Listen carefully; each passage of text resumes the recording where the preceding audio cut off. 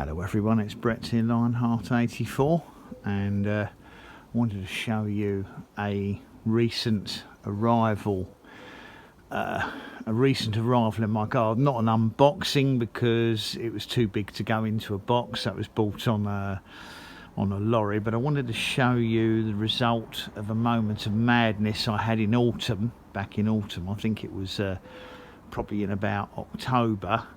And I was just I'd embarked on my chemotherapy program, and I felt like cheering myself up. And also you tend to do crazy things when you're having medical treatment, and the plant has arrived in the last week or so, and it's going to be part of a lunatic experiment I have planned.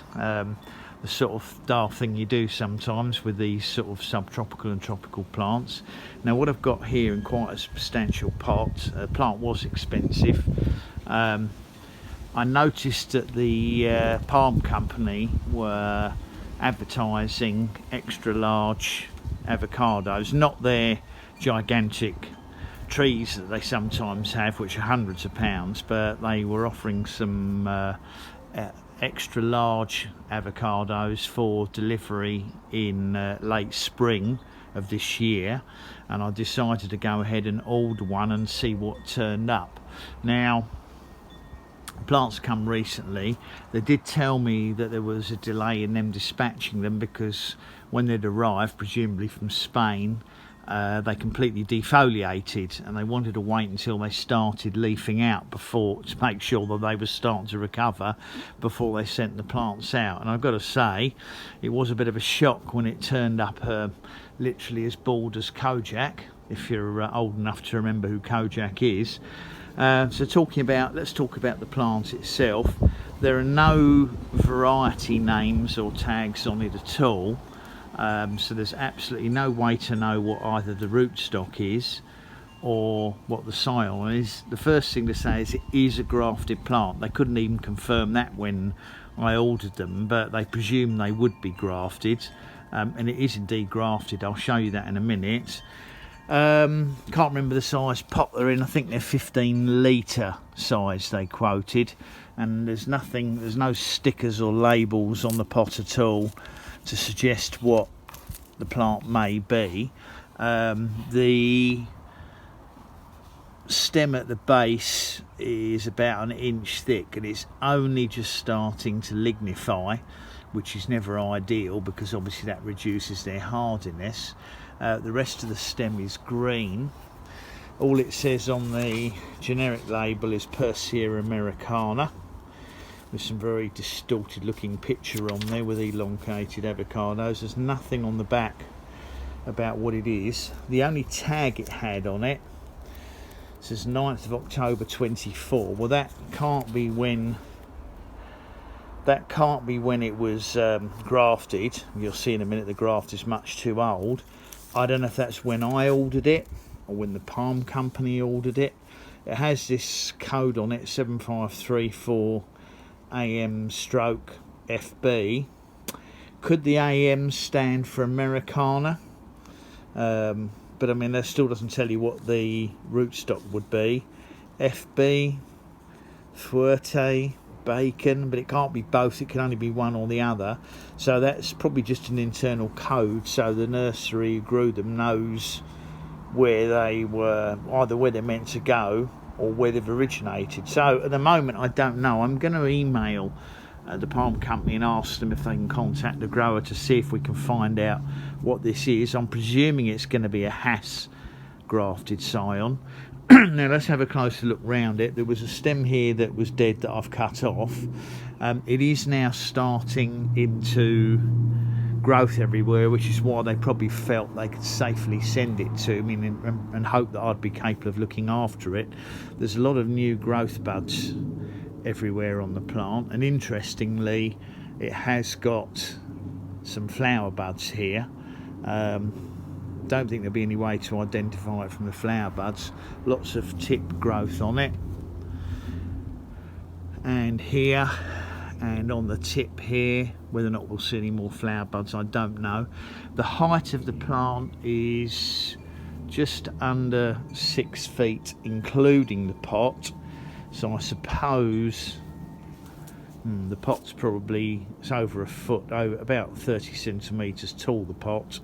So I guess the plant is yeah, the plant's about 5 feet tall in total. Here is the grafted section. It's got one of those slanted grafts they have on them, so it is definitely a grafted variety, and I'm thinking it'll be Hass, because that's the most common one, but there's no real way to know. But the main reason I bought this, for anybody who wants to question my sanity, is I'm going to plant it straight into the ground outside. Now I'm going to probably put it in the far corner of my garden on a raised mound, where I think it's the most sheltered corner of my garden. And I'm going to, there where it's in the corner, I should be able to build some kind of protective framework for it, for at least, I would say, based on the height it is now, I should be able to protect it for 2 or 3 years in winter. I'm planning to build a little framework around it, and then I'm going to cover that with a couple of layers of frost fleece in the winter months. I'm not going to put any heat sources in there, because it's not really anywhere where it's convenient to get power to it. I might be tempted, in the case of an extremely cold spell in winter, I might perhaps try putting a bucket of hot water under the cover early evening, which may therefore keep the temperature higher underneath the cover for a few hours, so it might escape the worst of the cold. We'll have to wait and see what happens. But I felt that if I was going to plant one in ground, it was better to plant one that was a grafted plant, although they tend to be a little bit less hardy, obviously, if they've been grafted. But I figured that if I put a grafted plant in, I'm not going to have to wait 15 or 20 years to see flowers, whereas if I was to put my bacon seedling in ground, which I might still do, of course the problem is I could wait 15 or 20 years 15 or 20 years to see a flower on it, if ever, and I wouldn't like to say that I'll be around that long, given the health problems I've had in the last year or so. So I thought this would be this bit of madness here would be worthwhile doing. Now obviously I don't want to kill the plant in winter, so I will be doing my best to protect it to some degree, but I'm not going to go crazy with protecting it, because the whole idea of trying to plant one in ground is obviously to see if it can survive in the suburbs of London as opposed to the centre of London, because obviously the centre of London's that bit more sheltered than where I am, as has been proved by some of the plants that I've had die outside that should have been hardy. We may of course get 2 or 3 mild winters, you don't really know, that also remains to be seen. But in any case, that's my plan.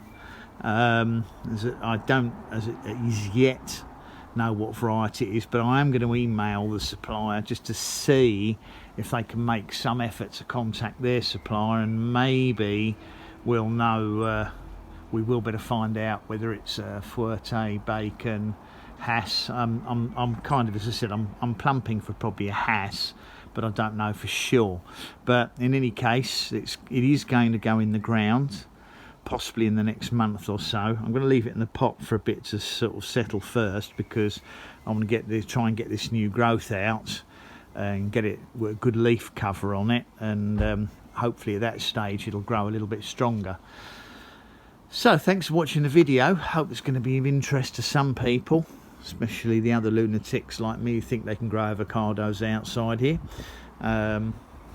Appreciate it if you'll share the video after you've given me a thumbs up, and obviously subscribe to my channel if it's the first time you've seen a video like this, and remember to click on the bell if you do want to know when updates come out on new videos. And obviously I'll feature this and see how its recovery goes from being completely bald.